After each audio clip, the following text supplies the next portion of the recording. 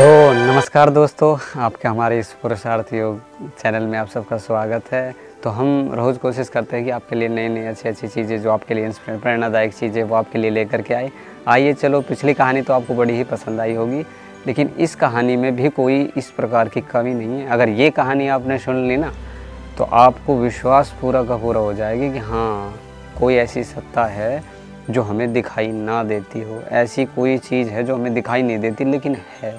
अब मैं वायु की बात नहीं कर रहा हूँ, लेकिन इस कहानी के ज़रिए मैं आपको समझा दूंगा कि मैं किसकी बात करता हूँ। आइए चलो शुरुआत करते हैं। तो बहुत समय पहले की बात है, एक राजा हुआ करता था। वह अपने पुत्रों के साथ एक राज्य में रहा करता था। उसका राज्य बड़ा ही अद्भुत और सुंदर और विशाल था, क्योंकि उसने खुद ही अपने राज्य का निर्माण करवाया था। बट उसका पुत्र बड़ा ही मूर्ख किस्म का था और किसी की बात को मानता नहीं था। लेकिन राजा का ही अपने राज्य के ऊपर अभी अधिकार था, उसके पुत्र के हाथ में उसके राज्य को सौंपा नहीं गया था। लेकिन कुछ समय के बाद में क्या हुआ, जब राजा का शरीर वृद्ध अवस्था को प्राप्त होने लगा तो राजा बड़ा ही चिंतित हो गया। उसने सोचा कि ये जो उत्तरदायित्व है, अपना उत्तराधिकारी किसी न किसी को तो बना देना चाहिए। तो उसने सोचा कि अपने पुत्र को अब तो कम से कम राज्य का कार्यभार दे दिया जाए। तो उसने घोषणा करवा दी और अपने पुत्र को राजा बना दिया। लेकिन उसको जैसे ही राजा बनाया और कुछ दिन उसके बीतने लगे, तो कुछ दिन को बीतने के बाद में उस राजा की मृत्यु हो गई। जब शरीर वृद्ध होता है तो प्रकृति का एक नियम तो कहता है ना, सबको इस संसार के अंदर से यहाँ से जाना है। जीवन का सत्य है ना, डेथ इज़ इनविटेबल, यानी कि मृत्यु तो अटल है, वो तो सबकी होनी है। तो राजा का शरीर भी जर्जर और वृद्ध अवस्था को प्राप्त हुआ और उसका पुत्र जब राजगद्दी पर बैठा तो उसके पुत्र ने एक बड़ा ही अचरज और बड़ा ही विचित्र और बड़ा ही बुरा, यानी कि आज की भाषा में गई तो बुरा आदेश पारित कर दिया। उसने एक आदेश ऐसा पारित कर दिया कि मेरे राज्य के अंदर से सारे के सारे मंदिरों को तोड़वा दिया जाए, मूर्तियों को हटवा दिया जाए। इस बात को सुन करके कई धार्मिक स्थलों की भी उसने बात की। इन बातों को सुन करके जनता के अंदर काफ़ी कोलाहल मच गया और वहाँ की जो पब्लिक थी वो बड़ा ही हाहाकार सा करने लगी और जा कर के पहुँच गई मंत्री के पास में। उनका मंत्री जी, ये तो गलत हो रहा है ना, हमारे राज्य में ये कैसी, बताओ, ईश्वर के मंदिरों को तो लोगों की आस्था का क्या होगा, लोगों के विश्वास का क्या होगा, लोग जो आए दिन पूजा पाठ करते उसका क्या होगा। लेकिन मंत्री मानने के लिए और राजा मानने के लिए तैयार नहीं। मंत्री राजा को मना नहीं पा रहा था, काफ़ी उसने कोशिश भी की।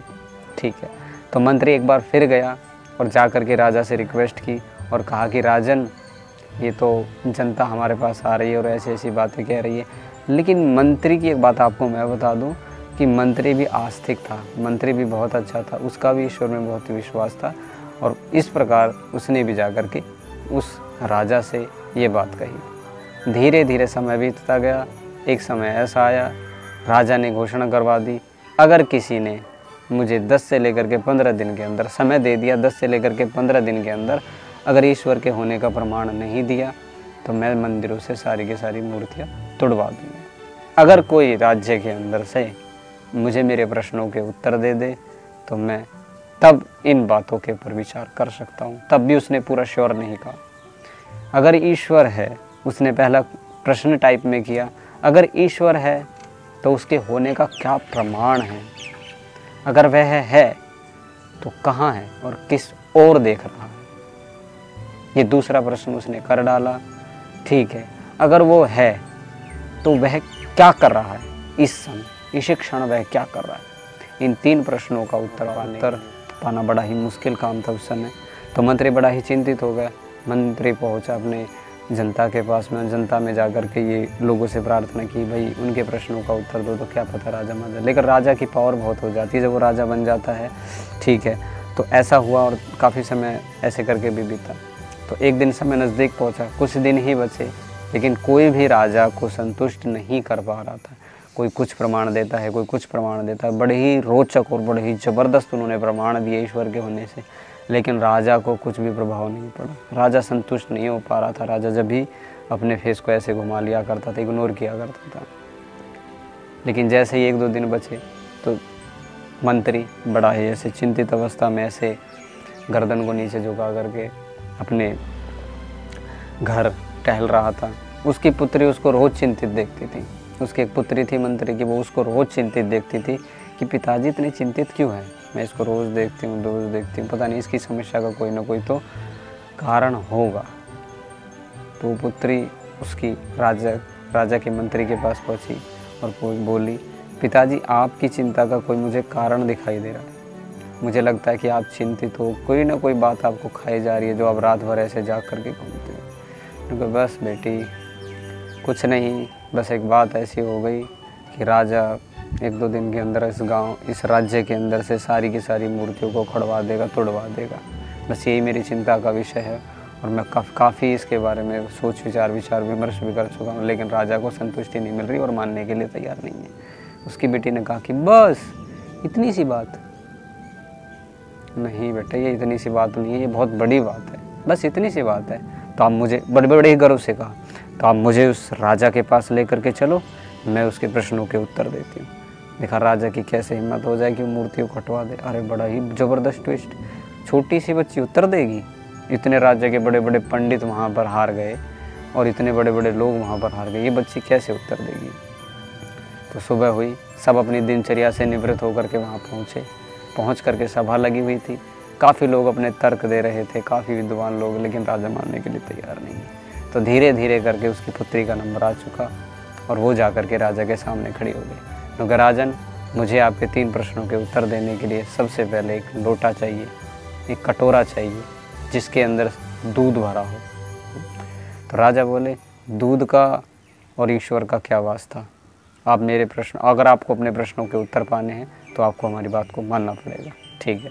तो राजा ने आदेश दिया और आदेश देकर के कहा कि सैनिकों, जो भी वहाँ कार्य करने वाले थे, जो भी कार्यरत थे, वहाँ पहुँचे और दूध का लोटा लेकर के आओ। तो दूध का लोटा लेकर के आए और उसके हाथों में ऐसे थमा दिया। लड़की ने कहा कि राजन, आप बताइए मेरे हाथ में क्या है। तो उसने कहा, राजा ने, दूध है। दूध है? नहीं। क्या आपको इसमें मक्खन दिखाई दे रहा है? राजा ने बड़ी चिंतित होकर कहा, हैं? मक्खन नहीं दिखाई दे रहा। लेकिन क्या इसमें मक्खन है या नहीं? राजा के मुख से आवाज़ तक नहीं निकली। बहुत सोचा राजा ने, लेकिन उसके पास कोई उत्तर नहीं था। तो लड़की बोली, राजा, जिस प्रकार से इस दूध के अंदर मक्खन विद्यमान है, कण कण में विद्यमान है, ऐसे ही ईश्वर इस धरती के कण कण में विद्यमान है।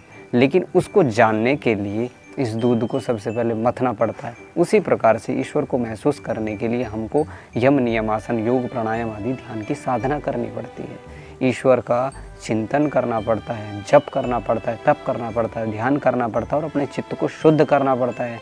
जब जा करके हमको ईश्वर का आभास हो पाता है, नहीं तो वो कण कण में रवा है राजन। तो उसके प्रश्न का उत्तर सोच करके, ठीक है, मैं तुम्हारी इस बात को मान लेता हूँ, लेकिन वह कहाँ है और क्या कर रहा है। तो ठीक है राजन, मुझे तुम्हारे इस दूसरे प्रश्न का उत्तर देने के लिए एक मोमबत्ती चाहिए, यानी कि एक दीपक चाहिए। तो उस समय मोमबत्ती तो हुआ नहीं करती थी, मैं तो आज के हिसाब से मेरे मुख से निकल गया। तो दीपक उसके पास लाया गया, ठीक है, और हाथ में ऐसे थमा दिया। ठीक है राजन, आप बताइए, ये जो दीपक की लौ है कहाँ देख रही है, किस और देख रही है। तो राजा ने कहा, ये दीपक की लौ मेरी तरफ भी देख रही है, आपकी तरफ भी देख रही है, चारों तरफ देख रही है।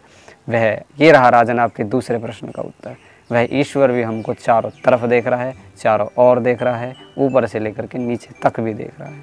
तो उसकी बात को सुन करके फिर राजा का मुख ऐसे नीचे हो गया। ठीक है, हम आपकी दूसरी बात को भी मान लेते हैं, लेकिन अब तीसरी बात, अगर उस बात को आपने साबित नहीं किया तो हम अब भी मंदिरों से सारी मूर्तियों को तोड़वा देंगे। ठीक है, ये प्रश्न बड़ा ही इंटरेस्टिंग है, बड़ा ही मज़ेदार है और बड़ा ही रोचक था। क्या ऐसा हो सकता है? उसका जो तीसरा प्रश्न ये था कि वो इस समय क्या कर रहा है। बड़े ही अचरज की बात है कि वो इस समय क्या कर रहा है। आपके मन में भी होगा ना, वो इस समय क्या कर रहा है, ये जानने के लिए ईश्वर दिखता तो है नहीं, है ना, मुझे भी नहीं दिखता, आपको भी नहीं दिखता, क्योंकि इन आँखों का सामर्थ्य कहाँ कि उसको देख ले, बड़ी ही कमज़ोर आँखें हैं। ठीक है राजन, मैं आपके तीसरे प्रश्न का उत्तर देने के लिए तैयार हूँ, ध्यान से सुनना। ठीक है राजन, तो इस समय आप जिस सिंहासन पर बैठे हो वो सिंहासन एक राजा का है और यहाँ पर एक जनता खड़ी है। ठीक है, इस प्रश्न का उत्तर पाने के लिए आपको पहले मेरा एक काम करना पड़ेगा। मैं आपकी गुरु हूँ और आप मेरे शिष्य हो। अगर आपको मेरे तीसरे प्रश्न का उत्तर पाना है तो आपको मुझे अपनी गद्दी देनी होगी, मुझे गुरु का स्थान देना होगा और आपको शिष्य का स्थान लेना होगा। ठीक है, राजा ने कहा कि ठीक है, दे देते। तो वो जा कर के राजा की गद्दी पे जा कर के बैठ गई और राजा की गद्दी पे जा कर के बैठी और राजा पहुंच गए वहाँ पब्लिक में, यानी कि जनता के बीच में। बड़ा क्या बुद्धिमत्ता है उस लड़की की। देखो तीसरे प्रश्न का इतनी सरल बुद्धि से उसने समाधान निकाल लिया और कहा कि राजन देखो, ईश्वर इस समय ये करा रहा है, एक राजा को सामान्य नागरिक का स्थान और एक सामान्य नागरिक को राजा का स्थान। बताओ, राजा की गद्दी लेकर के राजा को नीचे पहुंचा दिया। तो इस लड़की की इतनी बुद्धिमत्ता है, तो उसके तीसरे प्रश्न का भी उत्तर दे दिया। उसके बाद लोगों के अंदर खुशी का माहौल हो गया और वहाँ लोगों में इतनी खुशी हुई, राजा को मना डाला। बता, एक छोटी सी लड़की ने उस राजा को मना डाला। ये बड़ी ही रोचक कहानी अगर आपको पसंद आए तो आप भी लाइक, शेयर एंड सब्सक्राइब ज़रूर करें। आपका बहुत बहुत धन्यवाद।